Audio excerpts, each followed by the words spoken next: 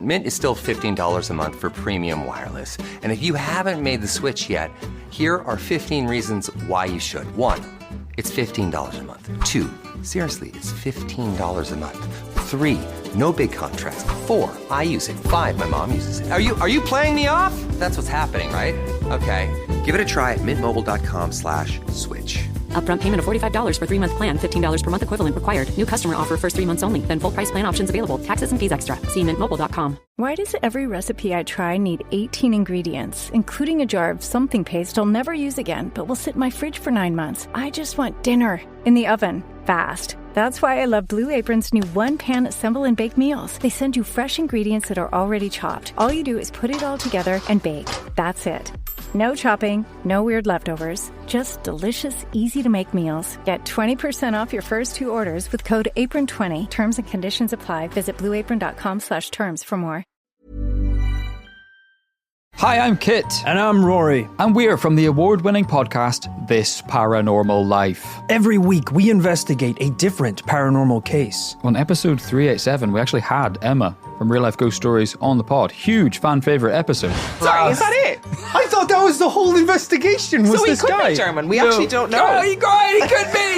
It was a great one, and we are also performing live across the UK and Ireland with our hilarious and terrifying live show, where we listen to real ghost stories submitted by the public, and they are insane.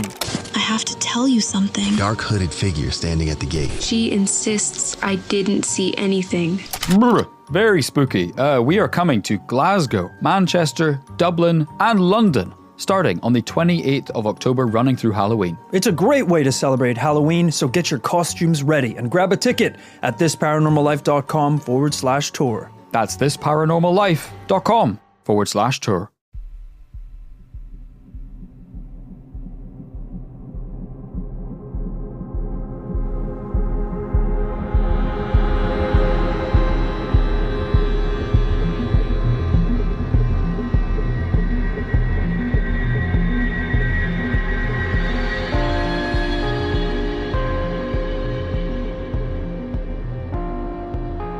Hello and welcome to 31 Days of Terror 2025, and we are on day number 29. And I have 2 spooky stories for you today, and story number 1 comes from Gary. I'm here with a story about something very weird that happened to me back when I was in my early 20s. And whenever I do think back on it, I just can't help but find this experience to be very disturbing. Because no matter how I look at it or try to dissect it, my brain just can't wrap itself around the fact that there really is no logical explanation. I call this strange, ice-cold encounter that I had, knock, knock. This is just one of those freaky experiences that one has, that you need to bury deep in your conscience and then throw away the shovel, and if you're lucky, can surround with a strong protective shield of mental coping mechanisms. Having it as a repressed memory would even be better. Many years ago, I willingly, but completely unknowingly, placed myself into a situation that quite honestly ended up scaring the crap out of me. I was an avid fisherman back then, so late one January I made arrangements to rent a 6x6x5 tall wooden ice fishing hut, also known as an ice shack or an ice shanty. This trip was just for me, myself and I, and fortunately we were all getting along at the time. The shack was fitted with a propane tank strapped to the outside, which was then connected by a hose to a small heater located inside to provide warmth. There were also a couple of thinly padded basic wooden planks located on either side, which acted as benches or seats. So yeah, it was far from being luxurious. The hut was located about 5 miles out from shore, sitting on the ice pretty much in the middle of a fairly sizable lake here in northern Ontario. As functional as this cramped little ice shack was for ice fishing, each passing hour proved to your aching butt how truly uncomfortable and painful sitting in there was, especially when you're confined in it for over 14 hours. Hell, that's basically longer than it takes to fly from JFK International Airport in New York to Honolulu, Hawaii. Yes, I was excited to be out there fishing and hopefully get some badly needed sleep, as I was going to be the sole tenant of this glorified dollhouse from around 5 o'clock that afternoon up until about 7:30 the following morning. Why the hell would you even do this in the first place, you may ask? Well, that's just what we crazy fishermen do sometimes. Hey, we all have our hobbies, vices and addictions, and this just happened to be mine. So there I was, all alone about 5 miles out in the middle of northern Ontario Lake, in the dead of winter, sitting there in a cramped wooden box that later on that night I felt could very well have become my coffin. And as the night went on, a bloody snowstorm suddenly arrived to say hello. And as the night wore on, the winds grew stronger, howling like the devil, and were accompanied by a gradually changing barrage of first wet snow, then sleet, and finally hail. This is something that the weatherman had neglected to tell me that morning, and which they later claimed to have been a totally freak and very unexpected storm that came completely out of nowhere. Yeah, I know exactly where it came from. I'm thinking hell. Sitting in this raging storm made my feeling of total isolation seem even that much stronger. Just knowing that I was completely alone, with nobody even remotely near me other than those lucky people on shore some 5 miles away who were sensibly wrapped in their blankets sleeping in their warm beds. As the storm continued to move through, sounding at times like a runaway freight train, the hut rattled and shook, leaving me to wonder if it could at any given moment just suddenly go tumbling down the ice, with me bouncing around inside it. Other than stressing over the racket that was going on outside, the night was rather uneventful. Until that first big bang, that is. The wind must have blown something up against the side of the hut, I thought, like maybe a piece of ice or a random tree branch. But then a few minutes later it happened again, and then again and again. What the fuck, I thought. Maybe about 20 minutes after that first sound, and amidst the howling winds of a major storm, I suddenly hear a calm and rhythmic knock, knock, knock on the door of my fish hut. You have got to be kidding me. Who the hell would be out here in the middle of the night and in this bad storm to come and knock at my door? Then I thought, maybe it's the guy who rented me the hut, worried about me, coming to pick me up and take me back to the safety of shore. So I slide the door lock open and then slowly open the door just a crack. Hi, who is it? Is that you, Tyler? I yell over the sound of the screaming winds. Nothing. I try again, but still no response.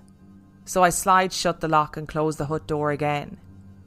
That was weird, like really weird, I'm thinking. And just then I hear the same slow knock, knock, knock on the wood of the door again. I tried to look out of my tiny snow-covered plexiglass window, which is now also covered in thick condensation, and I see nothing. Hello? Hello, who is it? I yell out as loud as I possibly can. Again, no answer. This is getting crazy, I'm thinking. This makes no sense. It's almost 3 a.m, it's pitch dark outside, and there's this constant phantom knocking on my door. At this point, I'm really starting to freak out. For about the next 10 minutes, all I could hear was the howling of the wind and maybe my laboured breathing, as I'm slowly losing my mind, wondering what the hell is out there toying with me. Maybe some local punks who were bored, full of piss and vinegar, thinking that it'd be funny to scare the shit out of someone. But it was just too damn cold, late and dangerous out for that. I would have heard them arrive on snowmobiles, and there's no frickin' way they walked 5 miles out from shore to get all the way out here. Suddenly, out of nowhere, I hear loud, frenzied knocking on all sides of the fish hut at the same time. Sounds like there's 10 people out there all desperately banging their fists and knuckles on the hut walls trying to get in. That's when I completely lose it and just start screaming. Who the fuck is out there and what do you want? Leave me alone. There's no reaction and the knocking sound continues. But now I hear someone or something moving around up on the roof. My heart is almost pounding out of my chest as the entire hut shakes and vibrates from all the wild and continuous knocking. And then suddenly, just like that, complete silence. There's no more knocking. And now even the sound of the howling wind has stopped as well. So I'm sitting there, scared out of my wits, panting heavily and wondering, like, what the fuck? And then for the next couple of hours, or so, right up until sunrise, I do nothing but just sit there and listen. Wondering if they're actually gone, or if they're just patiently waiting for me to crack open the door, so they can grab me and do who knows what to me. Finally, I hear a snowmobile approaching from off in the distance. As it gets closer and closer, I now feel like I can actually breathe. I feel safer, realising that I just dodged a bullet, or maybe more like a cannonball. I listen as the snowmobile gets shut off and then hear the crunching of the snow as someone approaches my fish hut. They knock on the door, and I say, "Tyler, is that you?"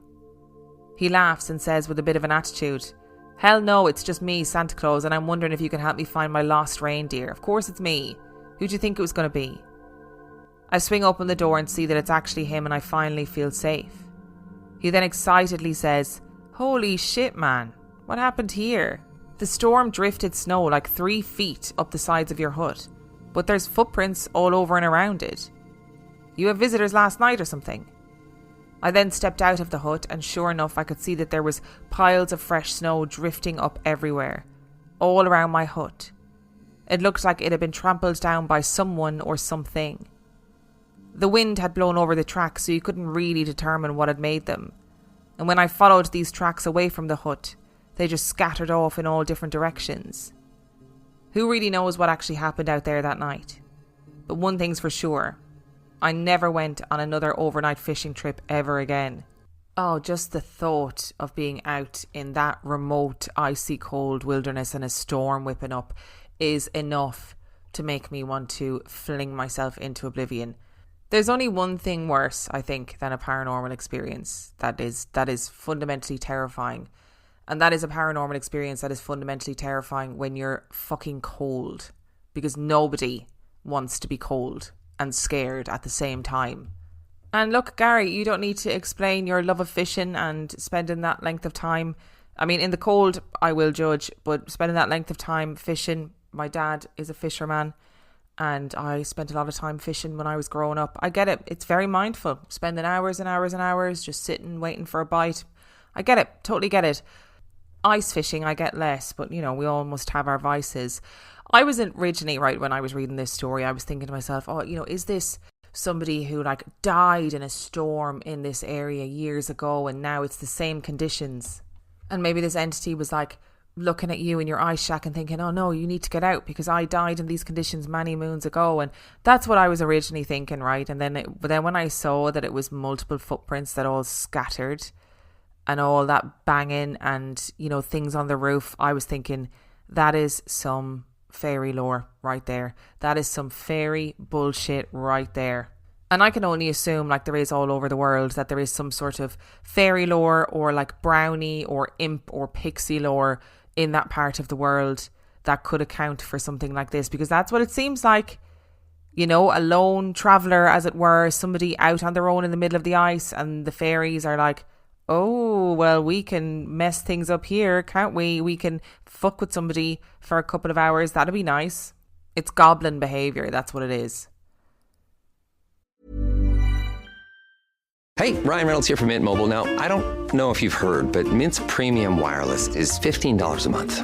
But I'd like to offer one other perk. We have no stores. That means no small talk. Crazy weather we're having. No, it's not. It's just weather. It is an introvert's dream. Give it a try at mintmobile.com/switch. Upfront payment of $45 for 3-month plan, $15 per month equivalent required. New customer offer first 3 months only. Then full price plan options available. Taxes and fees extra. See mintmobile.com. And story number 2 comes from Karina. I grew up in a small village in Nottinghamshire. It's an old miners' village and known for its spooky stories, haunted pubs, alleged underground tunnels and ghost-like figures on the main road in and out of the village. From the age of 3, I had an imaginary friend. She was around the age of 6, wore a white ankle-length dress and had shoulder-length brown hair. I can still picture her face now. She was with me every day at home until I was around 9 when she disappeared. I never really thought anything of it until I was older. When I was around 15, I was messing around taking selfies, you know, before front-facing cameras were a thing. And in the photo, she is behind me. The doors in the kitchen to both the lounge and the bottom of the stairs have small glass panels with distorted glass. Multiple times I've seen a shadow walk past, especially in the lounge. I always feel watched when I'm in the lounge on my own. I would sit downstairs and hear footsteps upstairs on the creaky floorboards when no one else was home. I'd hear loud crashes in my bedroom, yet nothing would be out of place. Many times my mum would message me saying I was shouting at you to stop making so much noise, and then realised that I wasn't in the house. A couple of friends that stayed over said they'd had weird dreams, and my boyfriend woke one night after feeling a hand on his face to a young girl sitting at the end of my bed. Items would fall from worktops, having not been near the edge, and we would constantly lose items, just for it to appear later, sometimes hours or days, in a place we checked so many times. I once dropped a heavy screwdriver in the kitchen, and I swear it never hit the floor. To this day, I've never found it. I moved out 7 years ago, though my mum still lives there, so I get regular updates. The most common still being floorboards creaking, and now the toilet flushing. When my 2-year-old son visits, he occasionally smiles at nothing and goes, shh, with his finger to his lips. Nope, thank you very much. In the house I live in now, items still go missing. Something I know should be in a specific place will be gone. I'll search for a bit and then politely ask for it to be returned. It then usually appears not long after in a really obvious place. I've had an ornament thrown at me. I noped out of that room so quick and quickly cleansed the house, opened the windows and asked them to leave. I also once woke up to my dog growling at my bedroom doorway. That was a massive nope. She barely barked, so her growling meant business. It could have easily been explained, but I heard nothing, and she wouldn't go near the door. The last experience included my boyfriend.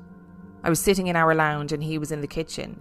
He walked through the lounge to go upstairs, which included walking past me, sat on the sofa, and then I heard him talking. Assuming he was on the phone, I stayed downstairs.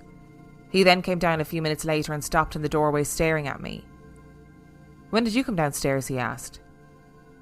"I've been down here the whole time. You walked past me." "No, I'm sure you weren't there." "Anyway, who are you talking to?" You. You were in the spare room." I definitely wasn't. Oh, doppelganger stories in any kind of capacity really freak me out. Like they just give me the heebie-jeebies. I find them so difficult. I can't imagine what that would feel like as the person who, first of all, is chatting away to your other half. You know, they're in the spare room, you're chatting away, and then you go, fuck me, they're actually downstairs, because I'd feel insane. But also, secondly, if I was the person being impersonated, I'd be like, why are you impersonating me? Like, what is it you want? Which really is the eternal question for doppelgangers. Like, what do you want? What is your end goal? Because somebody, please let me know. Just like the Hat Man, this is a call out, an official call out to any doppelgangers out there. I want to know what it is that you want. What is the end goal? Is it just confusion, fear? Or are you trying to like take over the household? I don't actually think that's it, by the way.